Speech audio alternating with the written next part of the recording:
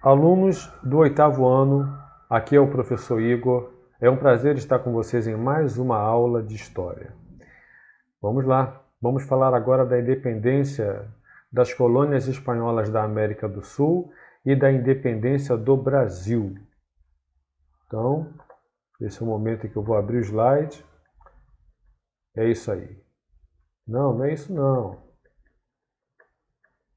Cadê? Volta, volta. Pronto. Uma revisão, pessoal. Nós já vimos, mas eu vou falar rapidamente, que na América, de um modo geral, a América Espanhola, a independência aconteceu por quê? A Espanha estava política e militarmente fraca devido à expansão do Império Napoleônico.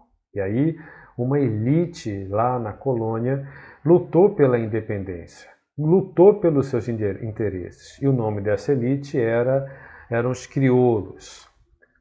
Isso é uma forma bem geral de ver a situação. Vamos ler aqui agora. A principal liderança militar no sul do continente foi San Martín, que lutou nos territórios que hoje correspondem à Argentina, Uruguai, Chile e Peru. Martín defendia a ideia de que os países independentes da América adotassem um regime monárquico e fossem governados por príncipes europeus para assim evitar guerras civis e facilitar o reconhecimento da soberania por parte dos países europeus. Porém, depois abandonou seu projeto e entregou a liderança das forças de libertação para Simón Bolívar. Simón Bolívar, que por sua vez era o defensor do modelo republicano, modelo de representação política, nada a ver com monarquia. Aliás, dessas independências todas na América, o único país que adotou na sua independência o regime monárquico foi o Brasil. Os da América Espanhola foram repúblicas. A Espanha tinha dificuldade para lutar nas várias frentes e foi perdendo território, até que na metade da década de 1820 toda a América do Sul colonizada pela Espanha tinha conquistado a independência. Tiveram aí a ajuda econômica dos ingleses. Os ingleses estavam interessados nessa independência porque era a maior nação industrial de sua época e queriam vender seus produtos, seus manufaturados. E no antigo pacto colonial, a Espanha que controlava isso. Mas agora, que não tem mais Espanha no negócio, que eles estão independentes, a Inglaterra pode, então, ter um relacionamento comercial direto com a Argentina, com Chile, Peru, Bolívia e tudo mais. Aqui é a assinatura da independência da Venezuela. Vamos lá. As questões ligadas à luta anticolonial se misturavam aos interesses locais, gerando disputa entre líderes militares e políticos ou entre grupos sociais diferentes. Mesmo Bolívar ou San Martín, que entraram para a história como libertadores, foram muito questionados em seu tempo.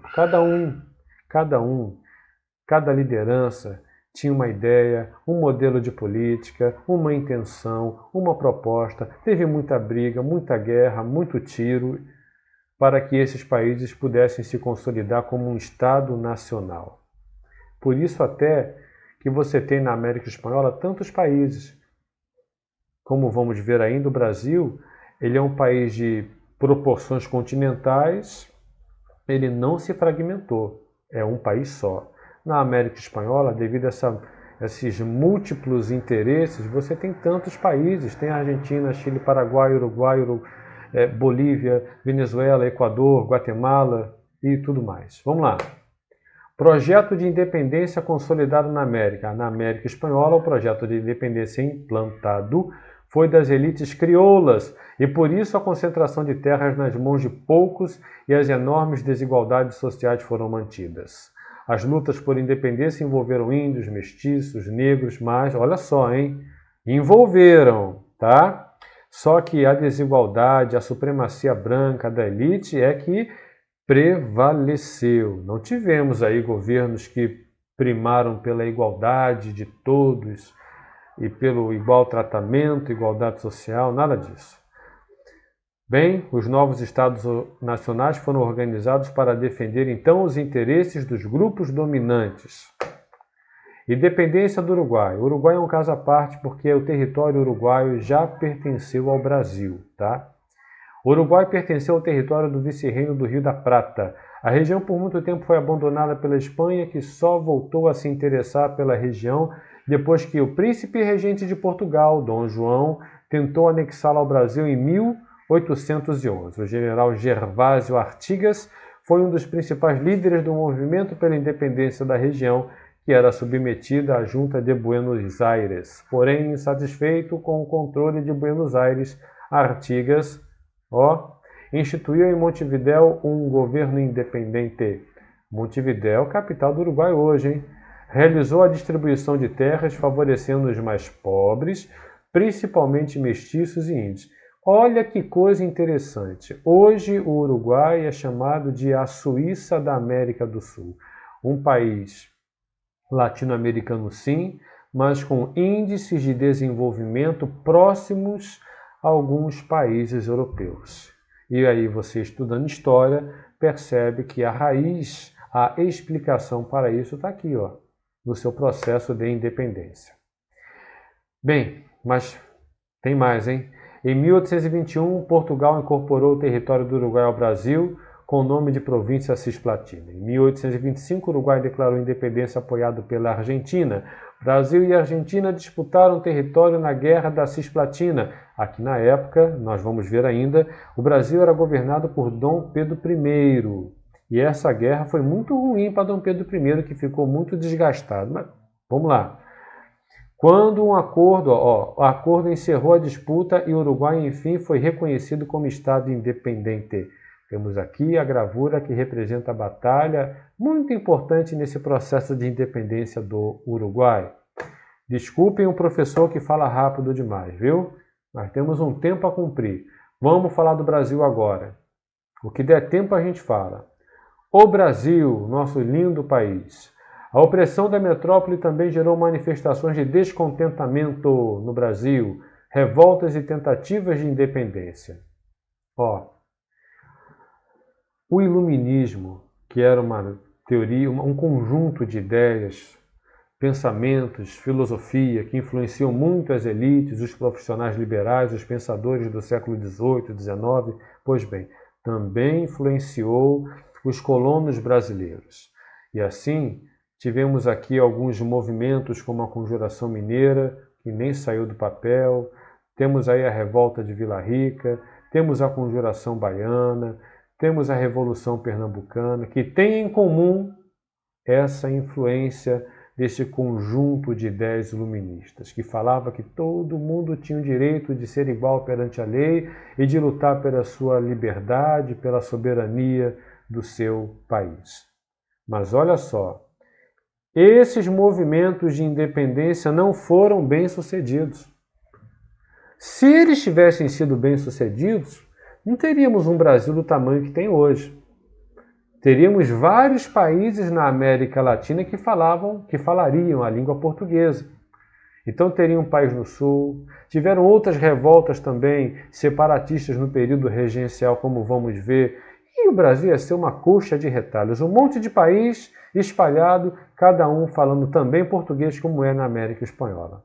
Porém, a força do poder central impediu que esses movimentos locais fossem bem-sucedidos. Dá uma lida aqui do lado depois, viu? Que eu estou passando rápido. Vamos lá. Nós já vimos aqui há algum tempo, não sei se foi falado, mas a família real estava no Brasil desde 1808, fugindo de Napoleão, porque Napoleão lá invadiu Espanha e Portugal também. Então ele levou o Brasil à condição de Reino Unido de Portugal e Algarves. O Brasil deixa de ser uma colônia. Porém, em 1820, aqui os portugueses já não tinham mais o domínio francês. Os portugueses fazem uma revolta lá, ficam insatisfeitos e manda o rei voltar. Como é que pode? O rei de Portugal não mora em Portugal, tem que voltar. Então teve a Revolta Liberal do Porto, onde eleições foram convocadas e assim Portugal se tornou uma monarquia constitucional. Quanta informação. Vamos respirar, né? Respira. Vamos explicar o que é uma monarquia constitucional. Bem, Dom João não queria voltar para Portugal, porque ele sabia que se ele voltasse, ele perderia o seu poder absoluto. Ele perderia esse poder de estar acima da lei. Ele voltaria para ser apenas um rei de representação, de aparência, como é hoje a rainha da Inglaterra. Lá na Inglaterra você tem uma monarquia constitucional. Tem uma rainha que não tem poder de fato. É só aparência, tradição, prestígio e tudo mais. Então Dom João não queria voltar, meus amigos. Ele queria continuar no Brasil para continuar com seu poder, mas vai chegar um momento que não vai dar mais. Portugal vai ameaçar entrar em guerra com o Brasil, vai ter muita tensão. E aí nesse momento que vai acontecer o dia do FIC, eu vou parar aqui. Eu vou parar aqui, porque na próxima aula a gente vai falar sobre a independência e sobre o primeiro reinado.